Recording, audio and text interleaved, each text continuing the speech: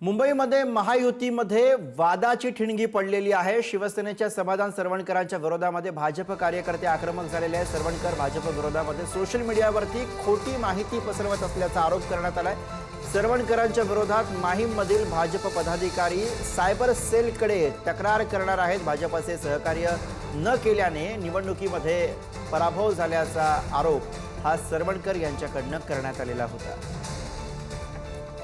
आणि आज घडामोडीविषयी आपण अधिक बोलूया। प्रतिनिधी सुशांत सावंत आपल्या सोबत आहे। सुशांत, मोठी घडामोड सरवणकरांनी काल केलेले आरोप आणि त्यानंतर आता भाजपचे पदाधिकारी या विरोधात आता आक्रमक पाहायला मिळत आहे। अगदी खरं आहे गुरु। काल समाधान सरवणकर यांनी भाजपच्या कार्यकर्त्यांवर आरोप केला होता। भाजपच्या कार्यकर्त्यांनी आपलं काम केलं नाही, त्याचमुळे पराभव झाला असं त्यांचं म्हणणं होतं।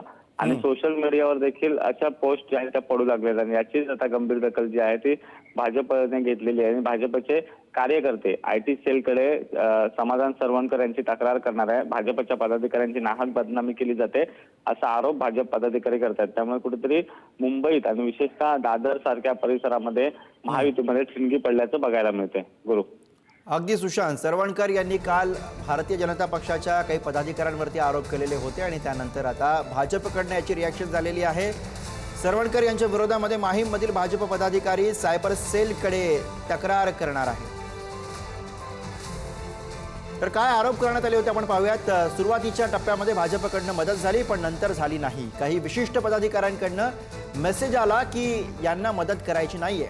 हे व्हॉट्सअप मेसेज मी वाचले, वरिष्ठांकडून मेसेज आले आहेत असं समजून कार्यकर्त्यांनी माझ्या विरोधात काम केलं। भाजपमधील टोळी पैसे घेऊन उमेदवारांना पाडण्याचं काम करते असा गंभीर स्वरूपाचा आरोप हा समाधान सरवणकर यांनी केलाय।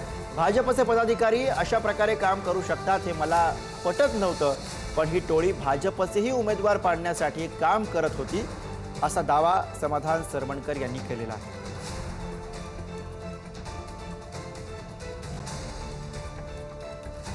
Thank you.